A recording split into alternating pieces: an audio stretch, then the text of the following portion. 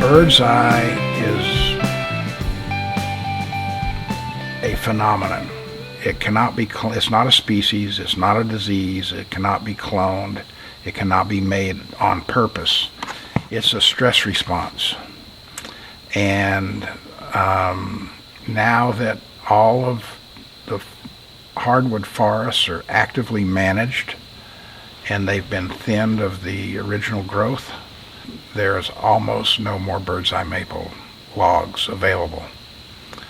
I would say this year I've bought less than 100, where we used to buy hundreds and hundreds each week.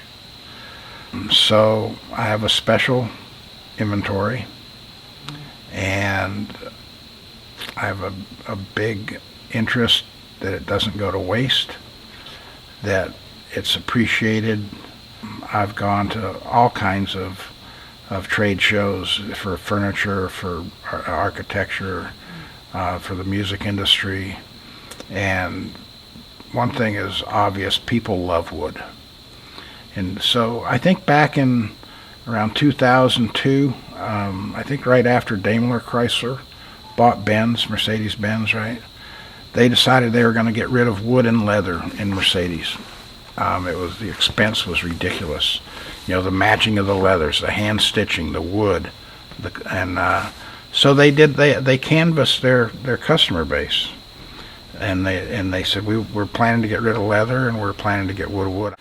What they got back was a resounding confirmation that people associate leather and wood with luxury, and so Mercedes still uses wood. They're not going to get rid of that wood, and really neither is Lexus. They changed this and that, but you know, how long have humans been touching wood and feeling better because of it?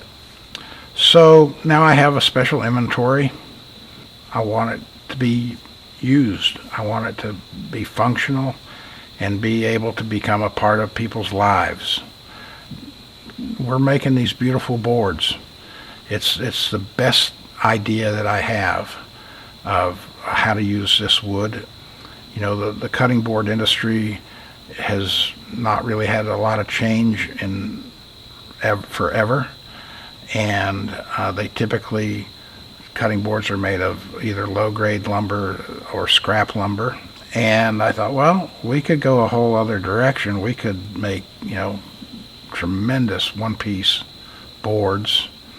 We know about the heat treatment process. We could make boards that are thin, so they're elegant, they're easy to use, they're easy to carry around.